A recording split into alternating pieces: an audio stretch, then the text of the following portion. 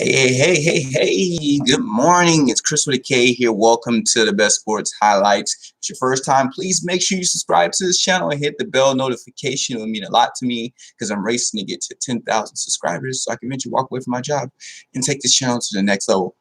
And also, I would definitely appreciate it if you leave this video a like, as well as comment on the video about anything that your thoughts on anything I discussed in this video, or you can just tell me how your day is. So literally, tell me how your day is in the comments.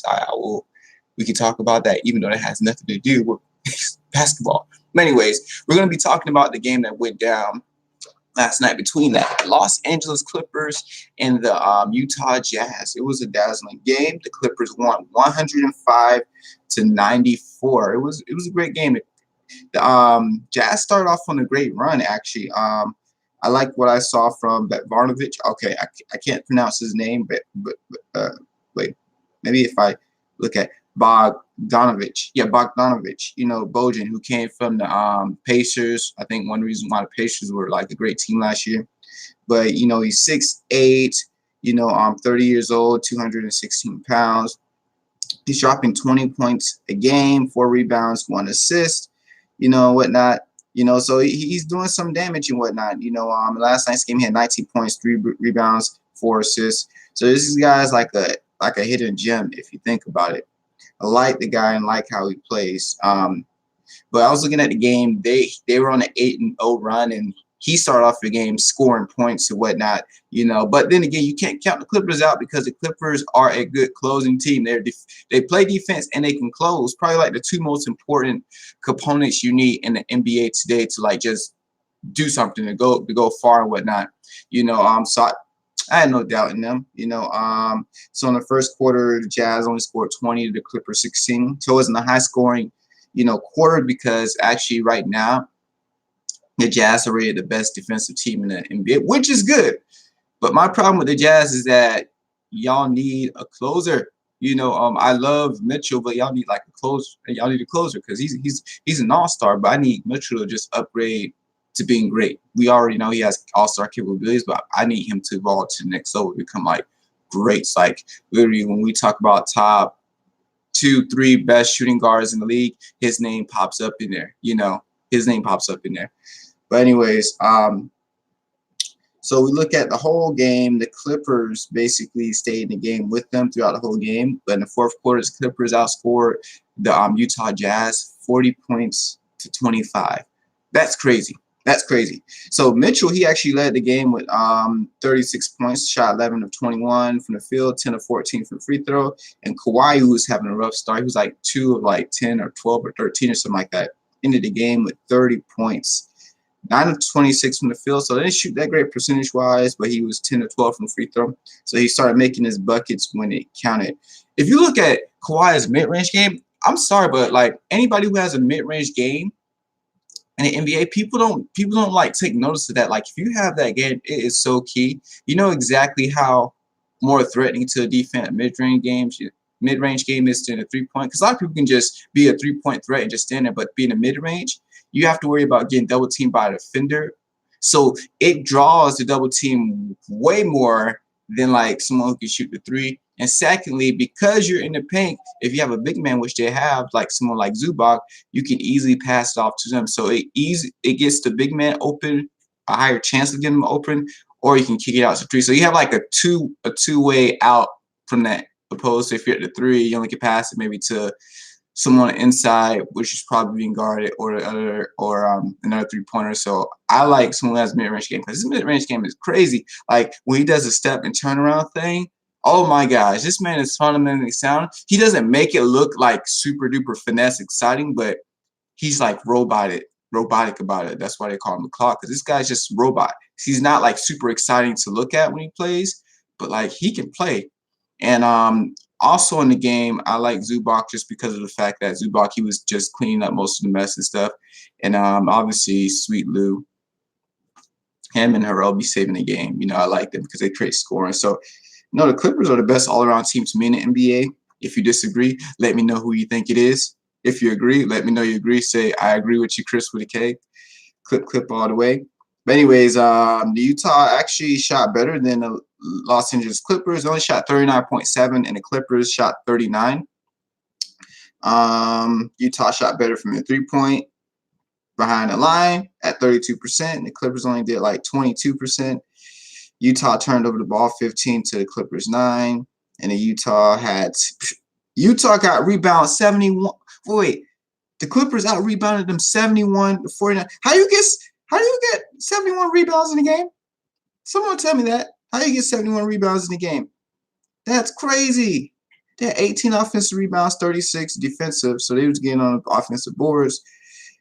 And let's see, defense was pretty even on both teams, but the Clippers end up just capitalizing more. Their largest lead was 12, and the Utah Jazz largest lead was 10. So you see the game was pretty even until the fourth quarter. They pulled away. In this day and age, it's like I'm learning about life is that like success, it's all about pattern, following a certain pattern. Like if you look at NFL, if you have a great defense and you can run the ball, there's a high chance that you're going to go far. NBA, if you have a great defense and you can close, like stay in the game, but you can close. So defense and you can close, that's really all you need. That's really all you need. I mean, what do you guys think you need to have in the NBA to be successful? I think you need those two things, but I can be wrong because I'm a human, right? Just like everybody else. But I'm just throwing my 2 cents here. So if we look at the Jazz stats, we look at the best player tonight on their team. Donovan Mitchell had 36, 4 rebounds, 6 assists. He had 5 fouls. He shot 4 or 6 from 3-point, so he shot well from the 3-pointer. Robert Gobert, he got 12 points, 14 rebounds. How many blocks does this guy have?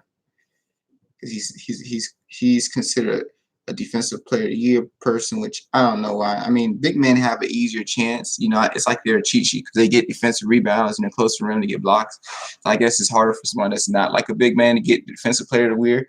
But Kawhi, I love him because this guy, when he was stealing the ball, he was ripping it away. You know, he's definitely an outstanding person. Robert Gobert, I mean, I don't think he's good as everybody else says he is. He's just big. He's all right. He's an all right player to me, but he's not like great. You know, Bogdanovich, you know, he's the one that was starting the game off the high, but he ended with 19 points. Ingles, who disappointed the mess out of me, I expected this guy last year to emerge and do something super duper trooper great, but that hasn't happened. I don't know what happened. You know, he only had 9 points, 28 minutes, 9 points, 3 of 9 from 3-pointers. They're all 3-pointers. And that's the only person they have really on their bench. Oh, yeah, Jeff Green, too. But, like, I don't know what happened to him. Ever since he left Boston, man, nothing's great been going on with that guy. He's just been around team. Great role off the bench player. But Kawhi had 30. He dropped 30 points, 6 rebounds, 3 assists. And Zubac had 11 points, 9 rebounds. I don't expect Reebok to put big numbers, but to be there to clean up, do hustle plays and whatnot. Beverly had 4 points, 9 assists, 3 rebounds. Shamet, which I'm looking at him for him to turn on more to make more 3-pointers because this guy can shoot the J. From what I saw last year when they played the Golden State Warriors, like, oh, this guy's going to be a shooter, but hasn't showed up really yet. And then obviously the chorus of people that come off the bench, the best bench 2 bench combination in NBA. You got Montrezl Harrell, who had 19 points, 8 rebounds. Lou Williams had 17 points, 5 rebounds, 3 assists. And, oh, yeah, Montrezl Harrell had 2 assists as well. These guys are awesome. I love them. This is the reason why I think they're going to win the championship because they got 2 all-stars. Not 2 people that could just start, but 2 all-stars, legit all-stars, in my opinion, off the bench that come to play hard every day and they give it a heart. And Lou Williams, this guy is slippery. His mid-range game is crazy, like Kawhi, right? And he get in the lane and stuff and score. You can't never count this guy out. You can never count him out. So right now the Clippers sit at 5-2, and the Utah Jazz sit at 4-3. You know, right now, let's look at the West. Let's look at how the West standings are right now. So like, all right, in the Eastern Conference, you got the Heat at 5-1. They're second place, and Philadelphia number 1 at 5-0. So the Heat are in the second place. It's my team, right? But let's go to the West, which I was talking about. So in the West right now, you got the Lakers sitting at 5-1. The Minnesota sitting at 4-1, and Clippers sitting at 5-2. You know, they beat the Lakers. Wow. So Clippers sitting at 3, the Mavericks sitting at 4. Yo, man, teams 1 through 8 are legit. The only questionable one that can be right there in it is maybe Phoenix is 6. So Lakers 1, Wolves 2, Clippers 3, 4 Dallas, 5 Denver, 6 Phoenix. That's a surprise. 7 San Antonio, you can never count them out, and 8 is Utah. And guess what? The Rockets are sitting in at 9, but then again, the Rockets did this last year and they came back. So maybe they might get, if they don't get it together, dang, it's going to suck for them. But if they do get together, oh my gosh. And my Golden State Warriors, which I probably won't mention anymore this season, is sitting at 10, 11, 12, 13, 14 of 15. So out of 15 positions in the West, they're sitting at 14, only behind the New Orleans Pelicans, which I think they're going to drop to 15 soon. And the Memphis Grizzlies actually are at, man, 13. That's horrible. Horrible, right? But anyways, let me know what you guys think. I still think the Clippers are a powerhouse and they're just prized to win the game and whatnot, win the whole thing this year, because in the West, at least come out the West into the championship. Because Leonard, man, him and Sweet Lou, man, you can't stop the mid-range game. Crazy. You got someone that starts and someone that comes off the bench that can close the door. What? And they got the key to, because I got the key because he has defense, and with the key, you can do the key, you can put stuff on lock because he got a claw defense. Anyways, metaphor game crazy, But yeah, let me know what you guys think about these two teams I just discussed, as well as if you have nothing to say out of it, meaning I disagree with you, Chris, but I have nothing to say, or I agree with Chris, I have nothing to say. Feel free to tell me about how your day went. Trust me, I will listen, because I put the K in care. Care doesn't start with a K, but it does when you're on this channel. But anyways, I thank you so much for tuning into the Best Sports Highlights. Make sure you subscribe to the channel. By doing that, you can either click the red rectangle box below, or right now above the screen, you should see like my little face appear in a circle to your right, which is how you're going to subscribe. Just click that and click the video to the left to watch more videos. But other than that, thank you so much for tuning in. You're awesome. You're full of awesome sauce. And that's it. Peace.